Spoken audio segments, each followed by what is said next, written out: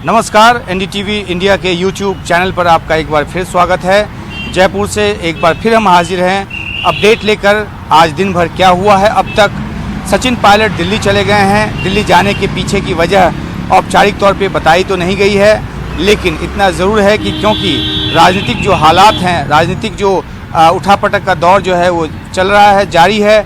और ऐसे में जो यहाँ पर जिस तरह से सरगर्मी बढ़ी हुई है, हो सकता है कि जो सचिन पायलट हैं इस वक्त दिल्ली में रहना उनको मुनासिब लगा हो, तो वो दिल्ली चले गए हैं। दूसरी तरफ दिल्ली में अभी सारा फोकस इस बात को लेकर है और 10 जनपद के आसपास जो कुछ भी सरगर्मी है या वहाँ जो लोग पहुँच रहे हैं मुलाकात के लिए, हमें जानकारी मिल रही है कि सरगर्मी का जो केंद्र है अभी वो अध्यक्ष पद के लिए नाम को फाइनलाइज करना और उसके बाद नॉमिनेशन की प्रक्रिया को पूरा करना है, क्योंकि 30 सितंबर जो है वो आखिरी तारीख है। 27 तारीख हो गया, 28, 29 2 दिन और तीसरा जो दिन है वो 30 तारीख का है।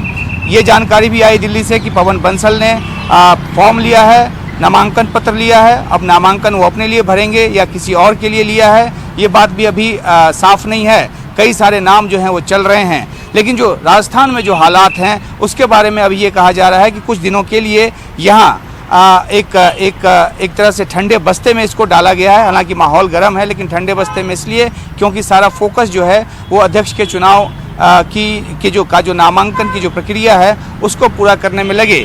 राजस्थान में जो खींचतान वो पहले से चल रही थी, क्योंकि अध्यक्ष पद के चुनाव में अशोक गहलोत के नाम के आने के बाद यहाँ एक कुर्सी का सवाल उठा कि किसको दिया जाएगा, तो इस वजह से यहाँ पर खींचतान बढ़ी।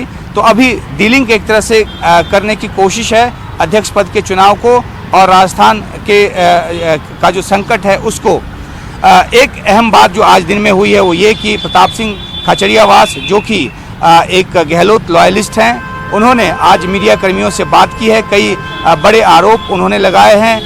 अजय माकन पर खास तौर पे आरोप लगाया गया है कि वो एक तरफा तरीके से काम करने की कोशिश कर रहे थे। खाचरियावास से जो हमने बात की उसमें उन्होंने साफ तौर पे कहा कि जो आला कमान का फैसला है वो उनको मान्य होगा।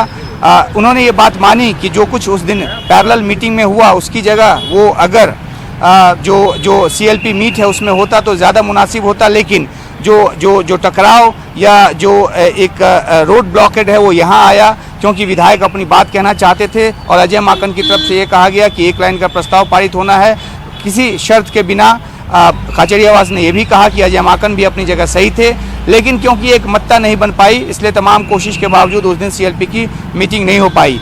और एक दूसरी अहम बात की राजेंद्र सिंह गुड़ा जो कि मंत्री हैं, उन्होंने अप्रत्याशित तौर पे बड़े आरोप लगाए हैं कई मंत्रियों पर।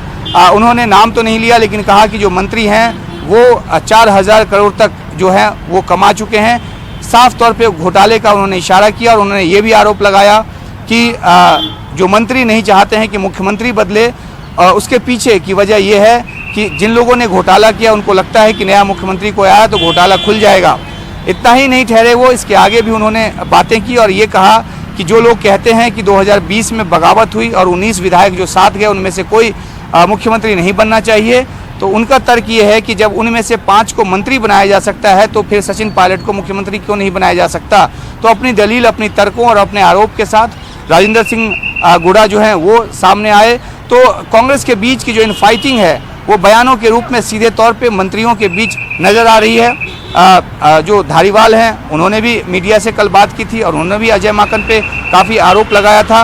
और ये एक देखने की बात है कि आखिरकार ये सब कुछ जो हो रहा है उसका कांग्रेस की जो सरकार है उस पर क्या असर पड़ेगा। ये माना जा रहा है कि सरकार को अभी कोई खतरा नहीं है। जो विधायक हैं वो अशोक गहलोत समर्थक जो हैं वो हाईकमान की बात मानने को तैयार हैं।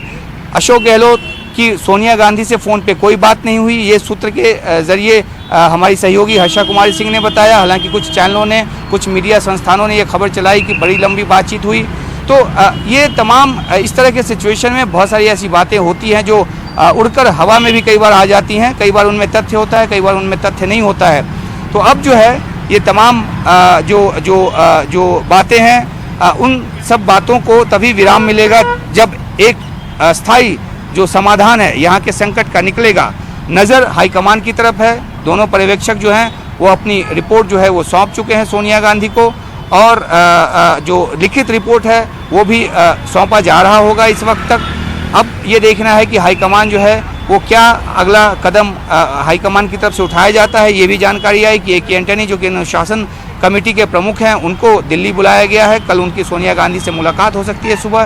तो ये भी कयास लगाया जा रहा है कि उनको जो बुलाया गया उसका संबंध कहीं ना कहीं राजस्थान की राजनीति से लेना देना है, और जो अनुशासनहीनता की बात की गई है उसके संबंध में कार्रवाई से लेकर है। कुछ ये भी कयास लगाए जा रहे हैं कि A.K. एंटनी क्योंकि बहुत ही वरिष्ठ नेता हैं, और क्या उनका कोई एक उनका नाम भी हो सकता है आगे अध्यक्ष पद के लिए, कुछ कयास ये भी लगाए जा रहे हैं। तो राजनीतिक हालात के मद्देनज़र कई तरह के कयास चल रहे हैं। जैसा कि मैंने बताया, कुछ में तथ्य होते हैं, कुछ बाद में जाकर सिफर साबित होते हैं। तो अब निगाह इस बात को लेकर कि दिल्ली में क्या कुछ फैसला होता है और कैसे उसको यहाँ राजस्थान तक कम्युनिकेट किया जाता है। कैमरा सहयोगी AJ जोसेफ के साथ उमाशंकर सिंह, NDTV इंडिया।